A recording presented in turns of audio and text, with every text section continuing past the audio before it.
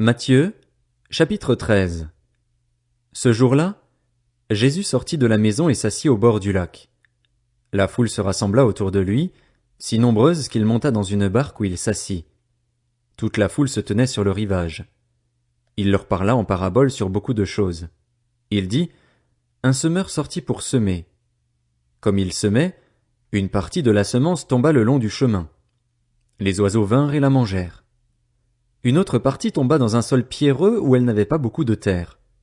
Elle leva aussitôt, parce qu'elle ne trouva pas un terrain profond, mais quand le soleil parut, elle fut brûlée et sécha, faute de racines.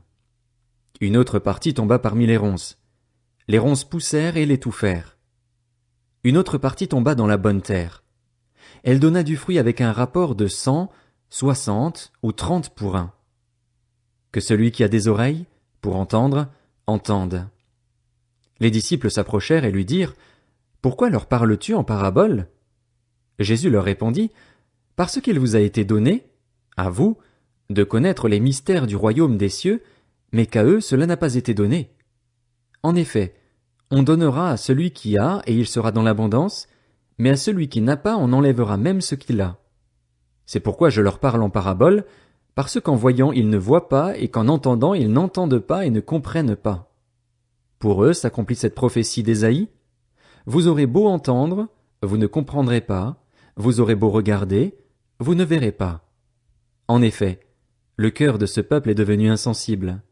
Ils se sont bouchés les oreilles et ils ont fermé les yeux de peur que leurs yeux ne voient, que leurs oreilles n'entendent, que leur cœur ne comprenne, qu'ils ne se convertissent et que je ne les guérisse. Mais heureux sont vos yeux parce qu'ils voient, et vos oreilles parce qu'elles entendent. Je vous le dis en vérité, beaucoup de prophètes et de justes ont désiré voir ce que vous voyez et ne l'ont pas vu, entendre ce que vous entendez et ne l'ont pas entendu. Vous donc, écoutez ce que signifie la parabole du semeur. Lorsqu'un homme entend la parole du royaume et ne la comprend pas, le mauvais vient et enlève ce qui a été semé dans son cœur. Cet homme est celui qui a reçu la semence le long du chemin. Celui qui a reçu la semence dans le sol pierreux, c'est celui qui entend la parole et l'accepte aussitôt avec joie. Mais il n'a pas de racine en lui-même. Il est l'homme d'un moment et, dès que surviennent les difficultés ou la persécution à cause de la parole, il trébuche. Celui qui a reçu la semence parmi les ronces, c'est celui qui entend la parole, mais les préoccupations de ce monde et l'attrait trompeur des richesses étouffent cette parole et la rendent infructueuse. Celui qui a reçu la semence dans la bonne terre, c'est celui qui entend la parole et la comprend. Il porte du fruit avec un rapport de 100, 60 ou 30 pour un. Il leur proposa une autre parabole. Le royaume des cieux ressemble à un homme qui avait semé une bonne semence dans son champ. Mais, pendant que les gens dormaient, son ennemi vint, sema de la mauvaise herbe parmi le blé et s'en alla. Lorsque le blé eut poussé et donné du fruit, la mauvaise herbe apparut aussi. Les serviteurs du maître de la maison vinrent lui dire, « Seigneur, n'as-tu pas semé une bonne semence dans ton champ? Comment se fait-il donc qu'il y ait de la mauvaise herbe ?» Il leur répondit, « C'est un ennemi qui a fait cela. » Les serviteurs lui dirent, « Veux-tu que nous allions l'arracher? » Non, dit-il, de peur qu'en arrachant la mauvaise herbe, vous ne déraciniez en même temps le blé.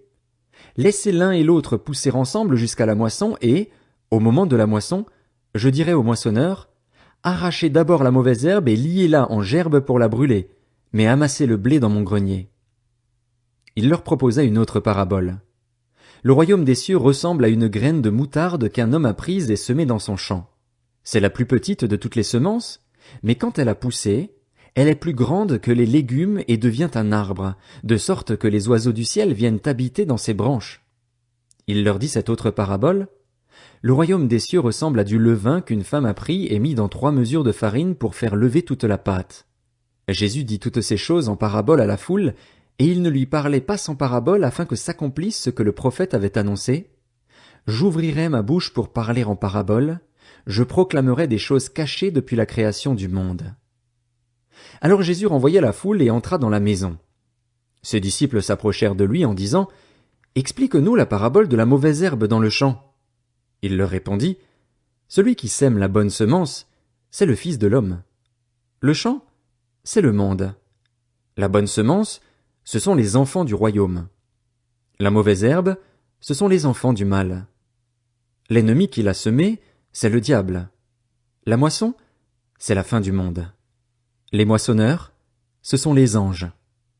Tout comme on arrache la mauvaise herbe et la jette au feu, on fera de même à la fin du monde. Le Fils de l'homme enverra ses anges. Ils arracheront de son royaume tous les pièges et ceux qui commettent le mal, et ils les jetteront dans la fournaise de feu où il y aura des pleurs et des grincements de dents.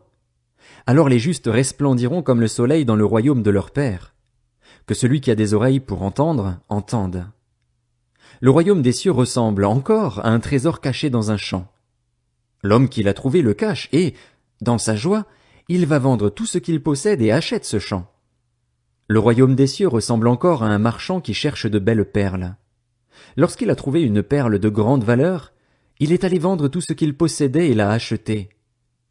Le royaume des cieux ressemble encore à un filet jeté dans la mer et qui ramène des poissons de toutes sortes.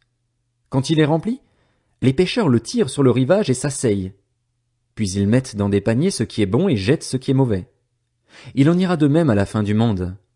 Les anges viendront séparer les méchants d'avec les justes et les jetteront dans la fournaise de feu, où il y aura des pleurs et des grincements de dents. Jésus leur dit, « Avez-vous compris tout cela » ? « Oui, Seigneur, répondirent-ils. Et il leur dit, « C'est pourquoi tout spécialiste de la loi instruit de ce qui concerne le royaume des cieux ressemble à un maître de maison qui tire de son trésor des choses nouvelles et des choses anciennes. » Lorsque Jésus eut fini de dire ces paraboles, il partit de là. Il se rendit dans sa patrie, et il enseignait dans la synagogue, de sorte que ceux qui l'entendirent étaient étonnés et disaient, « D'où lui viennent cette sagesse et ces miracles? N'est-il pas le fils du charpentier? N'est-ce pas Marie qui est sa mère? Jacques, Joseph, Simon et Jude ne sont-ils pas ses frères? Et ses sœurs ne sont-elles pas toutes parmi nous? D'où lui vient donc tout cela? » Et il représentait un obstacle pour eux.